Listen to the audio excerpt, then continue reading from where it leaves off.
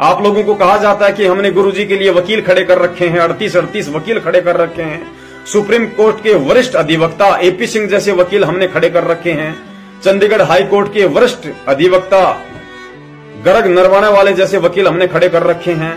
ये सब ढोंग है, ये सब पाखंड है। आपको बता देते हैं अगर नहीं पता है तो, संत रामपाल जी महाराज जी का एक भी वकील इनमें से नहीं है। जितने भी प्राइवेट वकील सतलोक आश्रम मैनेजमेंट हरियाणा ने कर रखे हैं, वो वकील संत रामपाल जी महाराज जी के नहीं, वो संत रामपाल जी महाराज जी के भाई महेंद्र भगोड़े के हैं। राष्ट्रीय समाज सेवा समिति के उन लोगों के लिए हैं जो भगोड़े बन के घूम रहे हैं। वो केवल कोर्ट में जाकर बचाव संत रामपाल जी महाराज जी का नहीं, बल्कि उन लोगों का करते हैं जो लोग उनको पैसे देते हैं और जो लोग भगोड़े बन के घूम रहे हैं। क्योंकि विचार करना, यदि एपी सिंह वकील या अन्य जितने भी वकील हैं जो अपने आप को सुपीरियर समझते हैं, सुपीरियर कहते हैं, और संगत उनके पर लट्टू की तरफ फिदा हो जाती है अनजाने में, यदि वो वकील संत रामपाल जी महाराज जी के होते और संत रामपाल जी महाराज जी के लिए यदि निष्पक्ष होकर सच्ची नीयत से यदि वो मुकदमे लड़ते, तो संत रामपाल जी महाराज जी ने जो बयान दे रखे ना, उनको कोर्ट के सामने पेश करते वो लोग। अरे संत रामपाल जी महाराज जी ने सबसे बड़ा बयान बरवाला कांड के बाद मीडिया को दिया था, क्योंकि संत के वचन दोगले नहीं होते। संत वही बयान देगा जो बयान उसने मीडिया को दिया है पूरी दुनिया के सामने, और कोर्ट में भी उसने वही बयान दिए हैं। हम अखबारों के कटिंग आप लोगों को भेज चुके हैं, और कुछ सबूत हमने थोड़े बहुत निकलवाए हैं बरवाला कांड के कुछ एक मुकदमों के, वो भी हम संगत में भेज चुके हैं। तो संत रामपाल जी महाराज जी ने भरी मीडिया के सामने, पूरी दुनिया के सामने कहा था अपने बयानों में कि राष्ट्रीय समाज सेवा समिति मेरी नहीं है और मुझे आश्रम के अंदर रोक के रखा हुआ था। मैं तो तारीख पे जाना चाहता था। ये लोग पंचकुला से मेरी गाड़ी को वापस घेर के ले आए, और जो लोग यहां मरे हैं उनके मरने का मुझे बड़ा अफसोस है। और ये जो जितने भी कमांडो थे काले कपड़े पहने हुए, ये मेरे नहीं, ये राष्ट्रीय समाज सेवा समिति के गुंडे थे। Self-proclaimed Godman Rampal, who is just been taken from the Panchkula Civil Hospital for interrogation and will be produced before the court at 2 o'clock, has just spoken to reporters saying he hasn't used followers as a shield.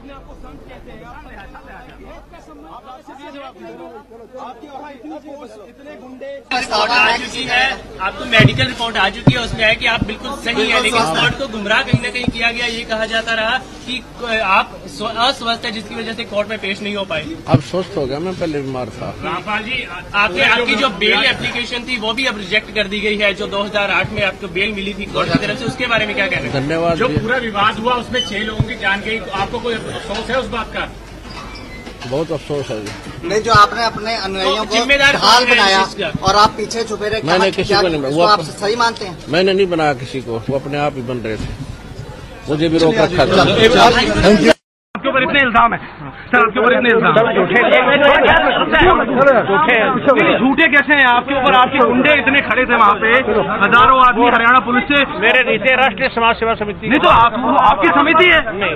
अरे आपकी समिति है बाबा, आप अपने आप को संत कहते हैं, आप संत कहना लायक भी है? आप आपसे भी जवाब दीजिए। आपके वहाँ इतनी फोर्स, इतने गुंडे, इतने आदमी खड़ी है हरियाणा पुलिस के ऊपर, आप लोगों के ऊपर आपने इतना बंदी बनाए रखा है। जितने लोग आपके आश्रम से निकले हैं वो सब कह रहे हैं कि उन्होंने आपके लोगों ने उनको बंदी बनाया हुआ था। नहीं रामपाल जी, आपके चेहरे आप अपने आप को संत बुलाते हैं, यू आर अ गॉडमैन और अ कॉनमैन। और आपने जो जिस तरीके से मीडिया को टारगेट किया गया, हथियार को, सब यू आर अ गॉडमैन और अ कॉनमैन। रामपाल जी, कोई बात नहीं। तो पुण्यात्माओं, और क्या बयान बाकी रह गया और क्या सुनना बाकी रह गया परमेश्वर के मुख कमल से। अब विचार करो, यदि ये जितने भी वकील हैं, यदि ये संत रामपाल जी महाराज जी के वकील हैं, और यदि होते तो ये लोग संत रामपाल जी महाराज जी के इस बयान आधार से, इस वीडियो वाले बयान के आधार से आज पूरे के पूरे सतलोक आश्रम मैनेजमेंट हरियाणा को, राष्ट्रीय समाज सेवा समिति को, और जितने भी लोग भगोड़े बन के घूम रहे हैं उनको कोर्ट में हाजिर करते। कि जब तक ये लोग कोर्ट में हाजिर नहीं हो, जब तक ये लोग पकड़े ना जाएं, तब तक ये मुकदमा आगे नहीं चलना चाहिए था। क्योंकि जब गुरुजी ने मुख्य दोषी ही सतलोक आश्रम मैनेजमेंट हरियाणा को बता दिया, तो पुण्यात्माओं फिर ये वकील क्या वहां पे झक मराने के लिए जाते हैं? ये क्यों गुरुजी के उस वीडियो वाले बयान को कोर्ट में पेश करते हैं? क्यों गुरुजी का पक्ष नहीं रखते ये लोग? क्यों ये लोग सतलोक आश्रम मैनेजमेंट हरियाणा और राष्ट्रीय समाज सेवा समिति के तलवे चाटते हैं? आज तक इन वकीलों ने एक भी शब्द जाके कोर्ट में क्यों नहीं बोला कि मेरे मुवक्किल संत रामपाल जी महाराज जी ने बरवाला कांड का दोषी राष्ट्रीय समाज सेवा समिति को बताया है, और राष्ट्रीय समाज सेवा समिति के जितने भी लोग हैं, जिन लोगों के नाम संत रामपाल जी महाराज जी ने अपने बयानों में दिए हैं, उन लोगों को कोर्ट आदेश दे कि पुलिस उन लोगों को पकड़े, उन भगोड़ों को पकड़े और कोर्ट में हाजिर करे, ताकि संत रामपाल जी महाराज जी और संत रामपाल जी महाराज जी ने जिन जिन लोगों को दोषी बनाया है इन मुकदमों में, उनका आमना सामना हो, कोर्ट में बहस हो, और फिर दूध का दूध और पानी का पानी हो जाए कि गलत कौन है और सत्य कौन है। अब बताओ, इन मैनेजमेंट वालों को इन वकीलों ने कितनी बार कोर्ट में पेश किया है, और कितनी बार इन लोगों ने कोर्ट में जाकर जजों के सामने ये बात कही है कि आप राष्ट्रीय समाज सेवा समिति वालों को क्यों नहीं पकड़वाते। जिन लोगों को आपने पीओ घोषित कर रखा है, भगोड़ा घोषित कर रखा है, जो लोग वांटेड हैं, जो बरवाला कांड के दोषी हैं, जिनके विषय में संत रामपाल जी महाराज जी ने बयान दे रखे हैं, उन लोगों को आज तक गवर्नमेंट ने और इस प्रशासन ने, इस सरकार ने क्यों नहीं पकड़ा, क्यों नहीं कोर्ट में पेश किया। ये लोग क्यों बोलेंगे ये बात? वकील कभी जिंदगी में भी ये बात नहीं बोलेंगे, क्योंकि डॉक्टर कभी नहीं चाहता कि दुनिया स्वस्थ हो जाए। वकील कभी नहीं चाहेगा कि किसी के केस का फैसला हो जाए, क्योंकि सतलोक आश्रम मैनेजमेंट हरियाणा से ही इन वकीलों की दाल रोटी चल रही है। पुण्यात्माओं, आपको एक बात बताते हैं। एक बहुत बड़ा वकील था, और इतना बड़ा वकील था कि वो बहुत सारे बड़े बड़े लोगों के मुकदमे लड़ा करता था, काफी नाम था उसका। उसने अपने बच्चे को पढ़ा लिखाकर बहुत बड़ा वकील बना दिया अपने जैसा, और वो वकील साहब रिटायरमेंट हो गए, पोते पोती हो गए उनके, बढ़िया उनके लिए सब कुछ सेट कर दिया उसने। अपने बेटे को उसने उसी कोर्ट में उसने वकील बना दिया, अपनी सारी शिक्षा दीक्षा दी उसको, अच्छा वकील बना दिया। एक दिन उसका बच्चा कोर्ट से रात को घर पे आता है, हाथ में उसके मिठाई का डब्बा था, और खुशी खुशी सीधा सीधा अपने बाप के पास गया और बोला, पिताजी पिताजी, आज यदि आप अपने पुत्र की उपलब्धि सुनेंगे तो आपका सीना चौड़ा हो जाएगा गर्व से। तो बाप ने कहा कि बेटा बता ऐसी क्या बात है। बोला, पहले आप मुंह मीठा करो। उसने एक लड्डू निकाला, पिता के हाथ में दिया, तो पिता ने कहा कि रे पहले बात तो बता क्या है, ऐसा कौन सा तीर मार के आ गए जो तेरा बाप इतना खुश हो जाएगा। तो उसके बेटे ने कहा कि पिताजी, आप सेठ हल्दीराम का पिछले 40 साल से मुकदमा लड़ रहे थे। हाँ, बोला बेटा मैं लड़ रहा था। बोला, पिताजी पिछले 40 साल से आप उस मुकदमे को नहीं सुलझा पाए, और आपका बेटा आज उस मुकदमे को सुलझा के आ गया, आज हल्दीराम के बेटों को न्याय दिलवा के आ गया। इससे बड़ी खुशी की बात और क्या होगी। मुंह मीठा करो पिताजी। तो उसके पिता ने क्या किया, वो मिठाई का डब्बा तो रखा नीचे, और एक उसके कान के नीचे लगाई खींच के, और बोला, हरामखोर, अरे जिस हल्दीराम वाले मुकदमे के पीछे नालायक मैंने तुझे पढ़ा लिखा के वकील बनाया, जिस मुकदमे के पीछे मैंने 3-3 बहनों की एक से एक परिवार में लाखों रुपया खर्च करके शादियां कर दी, जिस मुकदमे के पीछे आज मैं तेरे बच्चों को बढ़िया बढ़िया स्कूलों में पढ़ा रहा हूं, और जिस मुकदमे के पीछे आज तुम भाइयों के लिए मैंने अलग अलग कोठियां बना दी हैं, और नालायक तूने उसी मुकदमे को आज सुलझा दिया, तूने तो न्याय का कत्ल कर दिया।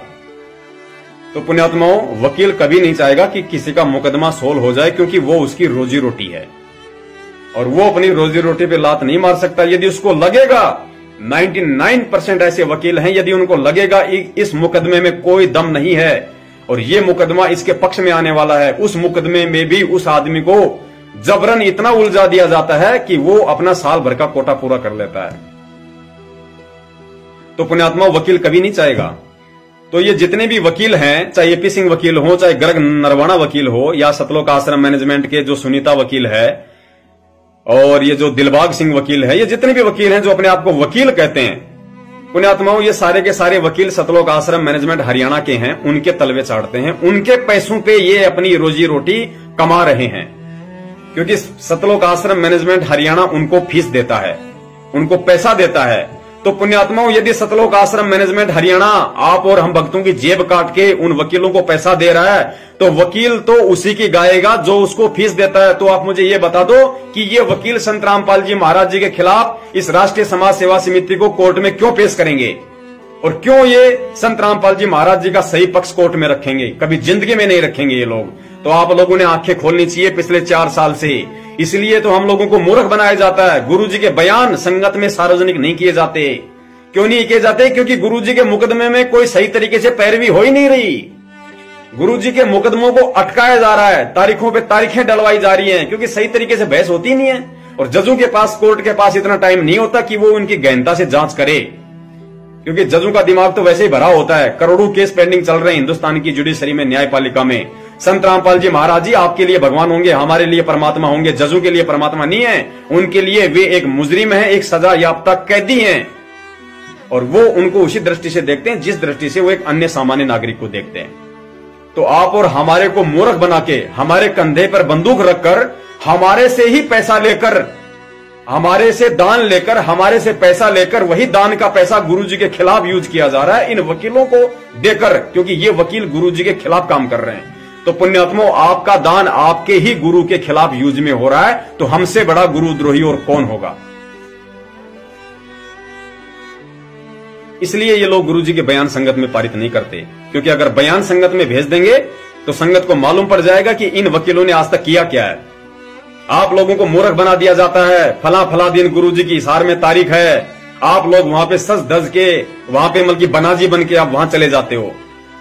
आपको पता ही नहीं गुरुजी का कौन से केस में तारीख है, और जिस केस में गुरुजी की तारीख है उस केस में क्या हो रहा है, उस केस में कौन वकील है, उस केस में कब से बहस चल रही है, उस केस में क्या रिजल्ट आता है, आज के मुकदमे में क्या हुआ, आपको कुछ नहीं बताया जाता। आपको अगर बताया जाता है तो 2 बजे बताया जाता है कि गुरुजी की तारीख हो चुकी है, अब सब अपने घर जा सकते हो। और आप लोग अपना बोरिया बिस्तर बांध के गधे की तरह जाते हो और सुअर की तरह वहां से वापस आ जाते हो। इससे ज्यादा आप लोगों को कोई मतलब नहीं है, ना है आपको बताया जाता है और ना आप लोगों की पूछने की हिम्मत है।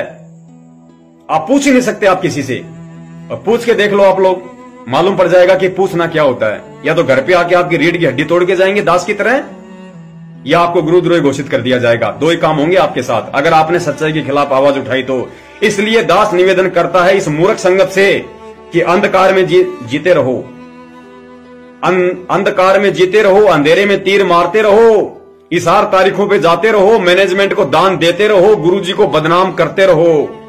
सच्चाई के लिए आवाज मत उठा देना, वरना तुम गुरुद्रोही हो जाओगे दास की तरह। हाँ, और गुरुद्रोही हो गए तो सतलोक नहीं जा पाओगे, फिर तुम्हारा तो मिशन रुक जाएगा, मानव जीवन तुम्हारा बर्बाद हो जाएगा, तुम्हारी भक्ति बर्बाद हो जाएगी अगर तुमने सत्य बोल दिया तो। अगर तुमने मैनेजमेंट से सवाल कर लिए तो गुरुजी नाराज हो जाएंगे, तुम्हें गुरुद्रोही घोषित कर देंगे। इसलिए दास का निवेदन है, अपनी अपनी औरतों के हाथों से चूड़ियां निकलवा के अपने हाथों में पैर के और अपने घर पे बैठ जाओ छुप के। सच्चाई मत बोलना, सच्चाई का साथ मत देना। अगर सच्चाई का साथ दे दिया तो कल को दुनिया तुम्हारे को धिक्कारेगी कि देखो संत रामपाल जी महाराज जी के भगत भी सच्चाई का साथ देने लग गए। तो भाई अपने अपने घरों में बैठे रहो बहुत शांति से। गुरुजी दुखी हो रहे हैं, बहुत अच्छी बात है।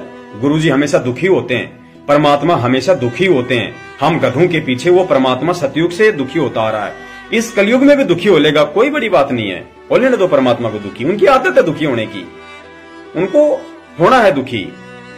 आप मत आना सामने, हाथ जोड़ के निवेदन है, घरों में बैठे रहो। जब गुरुजी अगर आ जाएं, हमारा अगर सौभाग्य हो, और यदि गुरुजी आ जाएं तो फिर से पीछे पीछे लग जाना, फिर चले जाएं तो फिर चले जाना, अपने घर पे बैठ जाना, आवाज मत उठाना, वरना रीढ़ की हड्डी तोड़ दी जाएगी तुम लोगों की, ध्यान रखना।